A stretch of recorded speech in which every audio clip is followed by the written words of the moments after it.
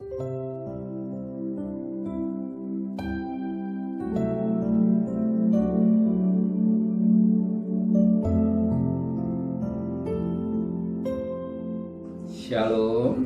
pagi bersama tundukkan kepala, pejamkan mata sejenak. Bapa yang bersemayam kerajaan surga, yang boleh kami kenal di dalam nama Tuhan Yesus Kristus, pada pagi yang cerah, sebelum kami mengadakan aktivitas lain, kami mengutamakan Engkau di atas segala-galanya. Kami adakan mesbah keluarga, mesbah pribadi. Kami boleh naikkan pujian penyembahan kepada Engkau Tuhan. Dan sebelum juga kami juga rindu untuk dengarkan renungan firman-Mu. Roh Kudus mengurapi kami, sucikan hati dan pikiran kami, sehingga firman-Mu menjadi jawaban, kekuatan, penghiburan, kemenangan yang Kau berikan hidup kami. Bahkan juga kami boleh naikkan doa syafaat kepada Tuhan. Haleluya. Amin. Shalom, pagi. Mari sama-sama kita akan membaca firman Tuhan Ibrani pasal yang kedua. Ibrani pasal 2 ayat 14 sampai ayat 18. Ibrani pasal 2 ayat 14 sampai ayat 18. Karena anak-anak itu adalah anak-anak dari darah dan daging, maka ia juga bersama dengan mereka dan mendapat bagian dalam keadaan mereka, supaya oleh kematiannya ia memusnahkan dia, yaitu iblis yang berkuasa atas maut, dan supaya dengan jalan demikian ia membebaskan mereka yang seumur hidupnya berada dalam perhambaan oleh karena takutnya kepada maut. Sebab sesungguhnya bukan malaikat-malaikat yang ia kasihi, tapi keturunan Abraham yang ia kasihi. Itulah sebabnya maka dalam segala hal ia harus disamakan dengan saudara-saudaranya, supaya ia menjadi imam besar yang menaruh belas kasihan dan yang setia pada Allah untuk mendamaikan dosa seluruh bangsa. Sebab oleh karena ia sendiri telah menderita karena pencobaan, maka ia dapat menolong mereka yang dicoba. Yuk kita perhatikan firman Tuhan sangat baik. Yesus sebagai imam besar, sebagaimana ayat yang ke-17, dia sebagai imam besar yang penuh belas kasihan. Di mana belas kasihan? Dia membawa darahnya sendiri, bukan darah binatang. Kalau imam besar kecil, dia membawa darah binatang dari mezbah bakaran sampai ruangan maha suci. Tetapi dia imam besarnya nama Yesus Kristus, dia membawa darahnya sendiri. Dan pintu tirai boleh terbelah, robek dari atas sampai bawah. Imam besar kecil hanya membawa adakan grafir atau berdamai 1 tahun sekali, dia membawa darah binatang untuk mengadakan satu perdamaian dirinya, imam besar, keluarganya, baru umat Israel. Tetapi Yesus hanya 1 kali, perhatikan, hanya 1 kali, bukan setahun kali berulang-ulang, tapi sekali untuk selama-lamanya. Dia sebagai imam besar yang penuh belas kasih.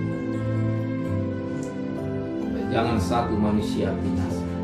Maka dikatakan pada ayat 18. Sebab oleh karena ia sendiri telah menderita karena pencobaan, maka ia dapat menolong mereka yang dicobai. Sangat menarik. Ia sendiri telah menderita karena pencobaan. Dia telah menderita karena pencobaan.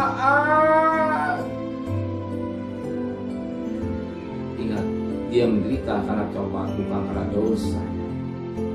Tapi dia rela memikul dosa manusia. Dia rela menderita.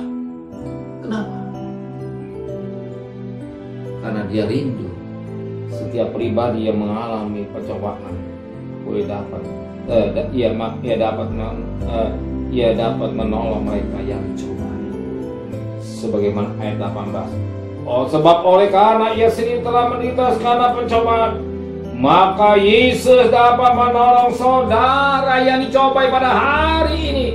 Yesus sanggup menolong saudara karena dia pernah mengalami cobaan. Dia bisa menolong mereka yang coba.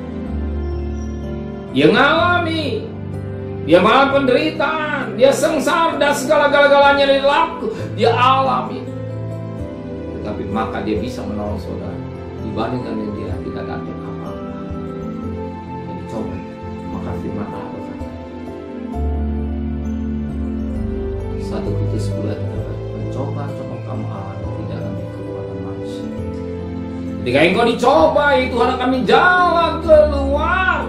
Itu jalan keluar untuk menolong saudara yang ada masalah, problem saudara, masalah saudara yang saudara hadapi mungkin hari ini pencobaan berat sekali.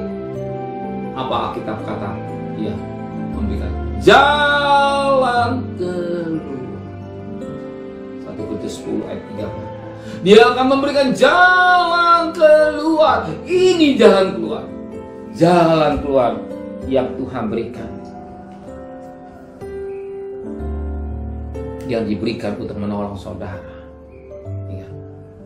Ingat, di hadapan Tuhan tidak ada kata yang tidak bisa ada jalan. Semua terbuka. Semua terbuka. Mau saja bisa dikalahkan. Apalagi kematian bisa dikalahkan. Nabi mana yang bisa mati bangkit? Gak ada.